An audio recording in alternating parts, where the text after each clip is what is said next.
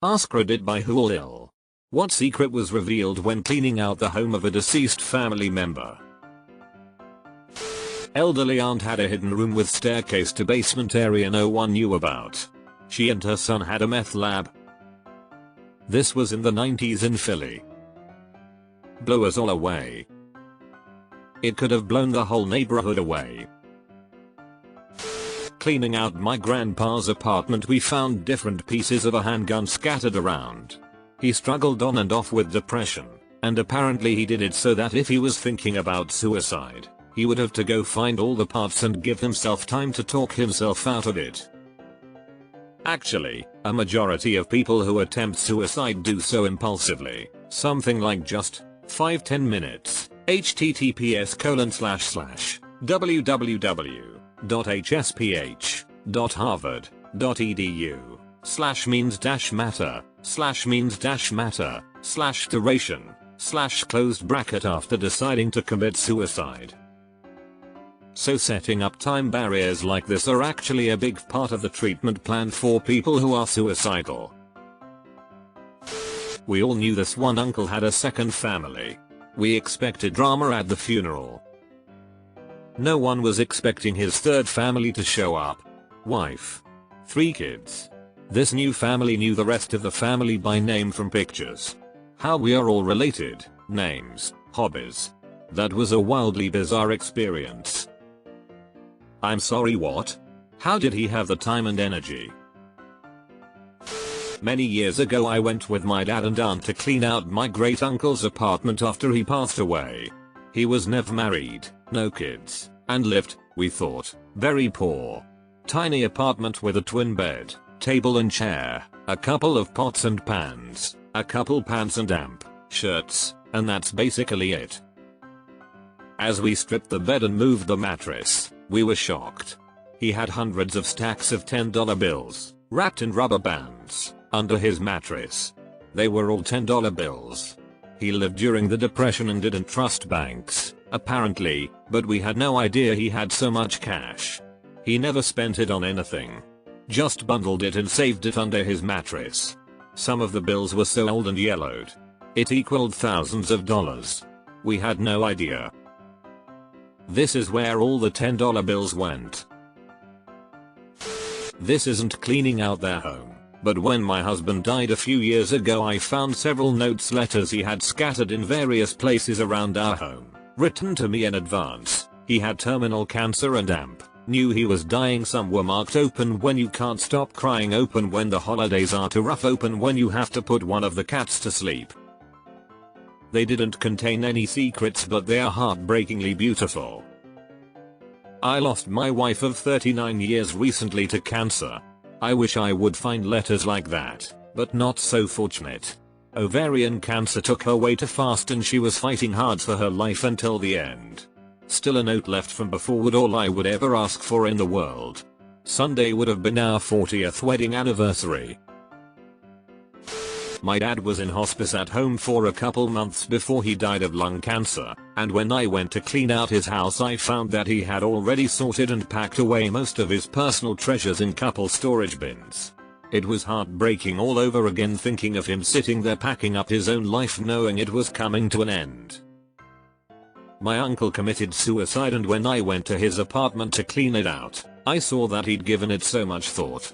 He'd given away all his valuables. Family pictures were sorted by year, stacked neatly on a table. He'd gone to the bank and cleared out his accounts and safety deposit box out, assuming he gave the money away. He signed his paid off car registration over to my aunt, the youngest sibling, and left a note to give her the keys, and all his good clothes, suits, dress shoes, dress shirts, were packed up for donation so that someone down on their luck might be able to wear them to an interview. It was clean and organized, which wasn't really his style. His place was always cluttered and lived a messy lifestyle.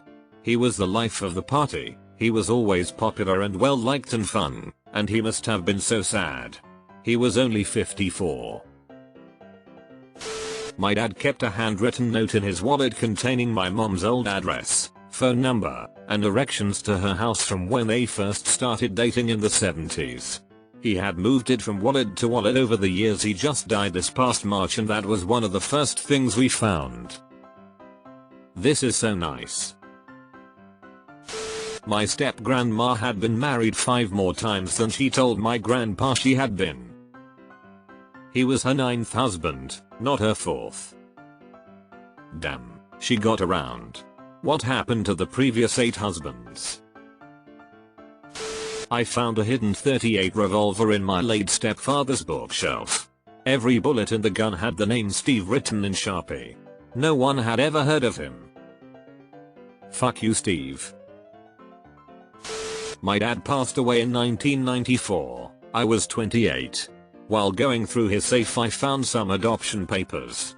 While reading through them I got excited at the prospect I might have a brother out there somewhere. I was raised as an only child, but couldn't understand why my parents never told me that they'd adopted a child but never told me.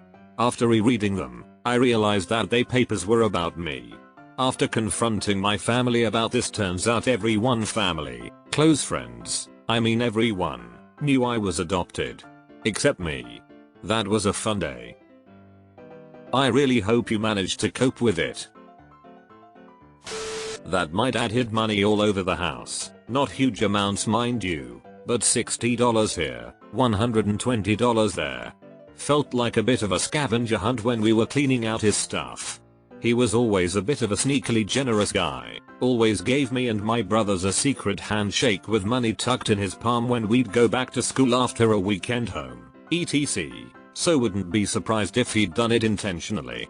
Made us smile every time we found some. I think the final total was somewhere around $800.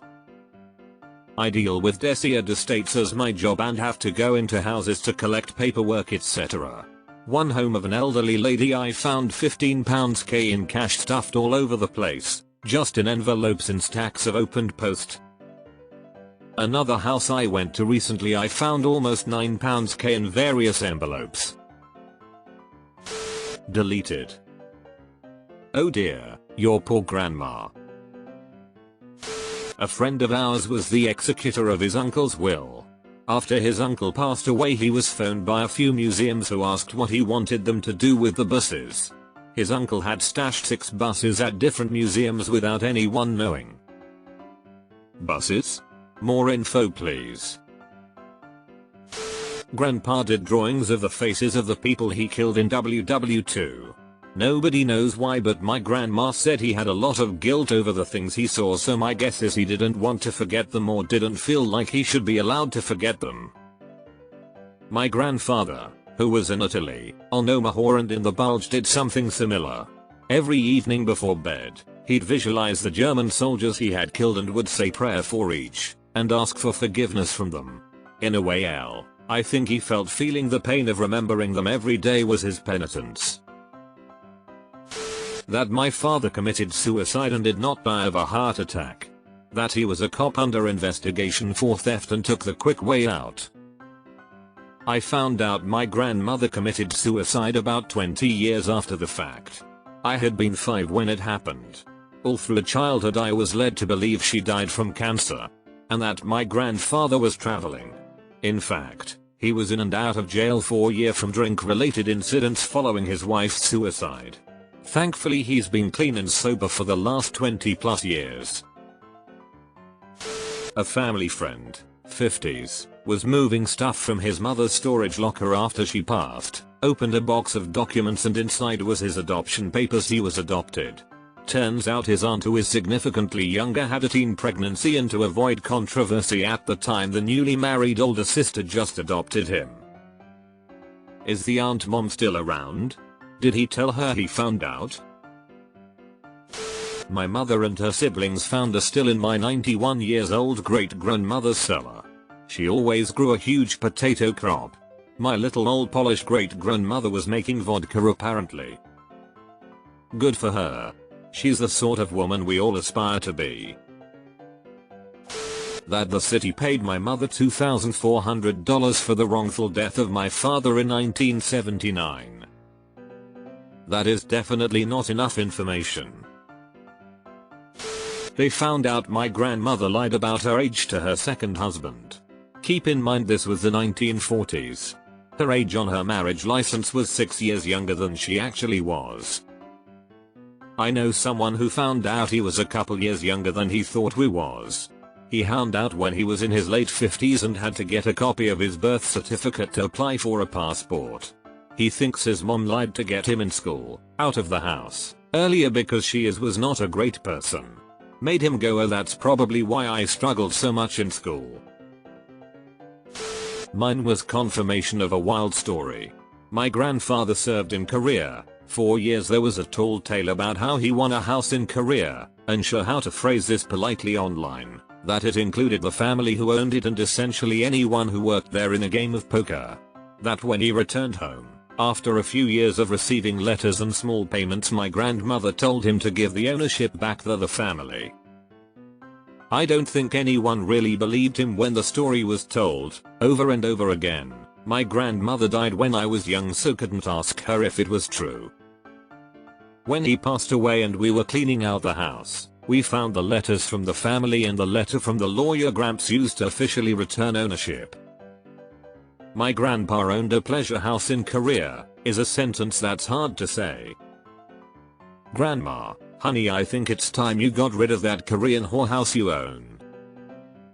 Found my grandparents' wedding certificate, which didn't match the date everyone else had.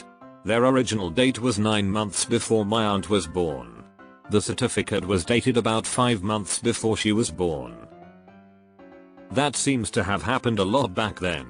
My great-grandparents did something similar, but instead of changing their wedding date, they pushed the date of my great-uncle's birthday back a few months to make it look like he was born 9 months after the wedding. My grandpa died when he was 80. His wife died 21 years before him. She was only 55. He never really got over it. When we were cleaning up his stuff, we found an old simple birthday card written by my grandma for my grandpa a couple months before she died. On the back of the card, there were 21 lines written in pencil. Each year, my grandpa would write on the back of the card the date and the year of his new birthday, with a different small note beside it each year. Like, miss you terribly this time, or you would have liked the weather today. All up to his last birthday. Broke my heart. The greatest love I've ever witnessed. Deleted. Sounds like my mother. She died in 2021 and we found tins of soup from 1998 and unopened bottles of Adnams Silver Jubilee Ale from 1977. Deleted. Hey kids, wanna see Gam Gam's glands? Grandma had multiple cats in freezers. Okay, you win. I'm a huge dorcas. Have worked in 3 comic shops. Have a huge collection. When the GF that would eventually become the wife and I moved into a house together, she flipped her shit about how many long boxes of comics I had and the space they took up. Sports cards and binders of other non-sports cards. Huge Magic the Gathering collection as well. We lived in that house for 6 years. Me and the son moved out after she passed away. As I was going through the closet, my comics and binders of cards wherein I found 2 small boxes that were not mine. I found her collection of Pokemon cards and a full set of Nightmare Before Christmas cards. With her handwritten notes on the set list. She had added her small collection of books to mine without me even knowing. My wife was a secret nerd. My mom found a beautiful silver ring in my uncle's underwear drawer. She sent us kids a photo of it asking if we knew what it was, as it was too large to be a napkin holder and too small to be a bracelet. We knew right away it was his cock ring. Grandfather worked on the Manhattan Project as a master machinist. We didn't know until he passed away in 1993 when we found various specifications and directives written to him by Oppenheimer, Femi, Teller and General Groves. We all secretly knew he had thousands of dollars in cash hidden in his house. What we didn't know was how much and that each of us knew of different stashes. The one I knew about had about $9,800. While cleaning out his house we discovered a total of $160,000 plus. It was a hell of a Easter egg hunt. Not really a secret, but cleaning out my gay brother's sex toy collection in front of my father wasn't a lot of fun. Deleted. My grandmother hid 5k cash in her vacuum cleaner. Good thing I opened it to change the bag before I donated it. She also had a kitchen drawer completely full of the rubber bands from her daily newspaper delivery. Nothing else but those. My mom learned her dad has another family. We met them a few years ago. Grandmother climbed Mt Rainier, in WA, in a woolen skirt. Summit and all, 1927. Badass. My uncle didn't die of brain cancer, which was communicated to the family. He died of HIV.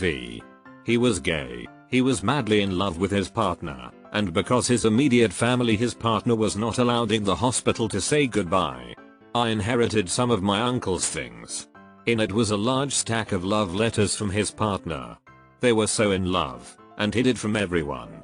It hurts. His partner, if he didn't contract HIV as well, may like them back if you can track him down. I'll bet he never got any keepsakes or sentimental items either. My nan had about a platoon's worth of American servicemen's photos tucked away. Edit, oh god, 3k for my nana being a shack rat. Edit 2, I'm so sorry nan, but way to go. Your nan did her part for the war effort and was proud. I learned a lot about my grandma's daughter from a previous marriage that she never talked about. She kept a showbox full of letters and pictures. My 97-year-old uncle had a very decent pot stash and pipe collection. It would be a shame to let that go to waste.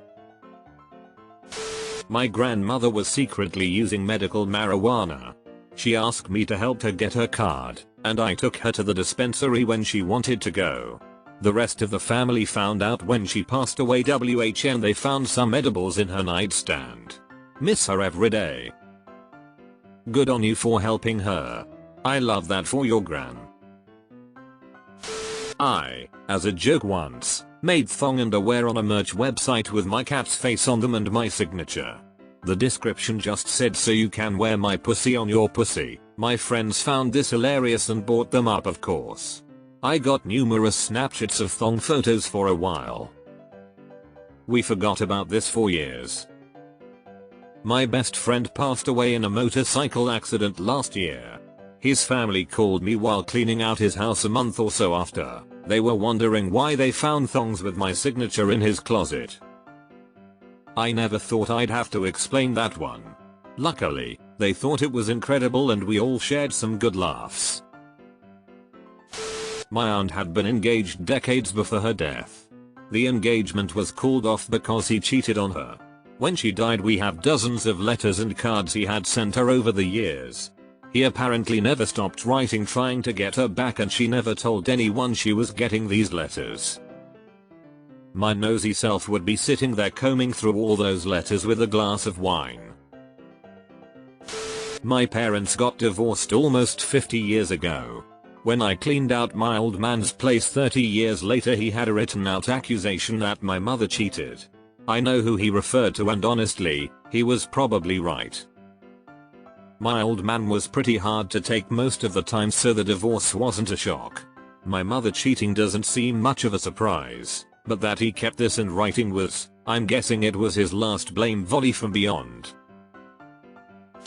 My husband and I were clearing out the home of an uncle he'd only met twice as a child. We learned how clean and organized he was. We learned how much he loved his mom, his childhood cat, and the pride he took in his work and hobbies. Music, singing, and though it seemed he'd never traveled, he liked reading about the world. We also learned he was autistic. He had strict routines and went through special education, and noted everything he did in a day. As an autistic person diagnosed as an adult and struggling, it was kind of a beautiful thing to see. He had it together in his way. And everybody he knew liked him. We made friends with his neighbors and stay in contact. Posthumously he gave us memories and relationships, and every once in a while as we manage his affairs and look at the pots and pans we brought back to replace our broken ones, we say, "Thanks, Uncle Name." I had a falling out with my father when I was 21. Fast forward 18 years when died, and I found stacks of pictures, notes, and articles about me. My stepmom said he was always proud of me, and didn't know how to say he was sorry. That's so hard. I had a volatile relationship with my dad. I always felt like he thought I wasn't good enough since he was always getting irritated with me. After he died, literally everyone said he was so proud of me. He told everyone except me. It makes me sad to know that our relationship, and my self-confidence, could have been so different if he had been able to communicate better. When sorting through my grandma's affairs after she passed, my father found that my uncle had been stealing from her bank account and racking up debt around $18,000 on her credit cards gambling online. To make it worse, he was doing it while she was suffering from dementia. My father, who was almost 70 at the time, was basically forced to take out a mortgage on my grandma's house that my grandparents paid off back in the 70s. He's always been a bit of a scumbag, but that was sickening. I found my great aunt's suicide note from the 80s that she wrote after her fiancé drowned in front of her. She didn't kill herself, but none of us knew how low she had gotten. Alcoholism. Single/62 years old, uncle died in the mid-1970s, and when our mom and her sister went to clean out his apartment, they found mass quantities of hardcore pornography. His bedroom was decorated like a young girl's, think Montgomery Ward's French provincial canopy bed suite, and the mattress had a hole bored into it about waist high. My brothers had to maneuver said mattress down 3 flights of stairs, so their recollections of our Uncle Bunny have become hysterical family lore. My great-grandma has a miscarriage that nobody except her and my great-grandpa knew about, and they had kept the remains in a box with a letter about it. My grandmother was absolutely floored when she found it. She is the oldest child and has a younger sister. The remains were of male that would have been between them in age. Evidence of a second set school fees for a previously unknown child. That was at the school at the same time as my father. My uncle not only had a massive hoard of firearms, ammunition, materials to build explosives, and a bunker which many relatives knew about, but most were given zero warning before walking in to help clean up the property, but he also had an extremely large, detailed, handmade miniature dollhouse collection, which nobody saw coming. It wasn't that salacious of a secret, but this hypermasculine manly man who used to beat on his own sons for acting like sissies suddenly being revealed to play with dollhouses was amazing. Deleted. Not deceased, but when my grandmother sold her house and moved to a small apartment because she couldn't manage the house and garden anymore, we found loads and loads of chocolate in her cupboards.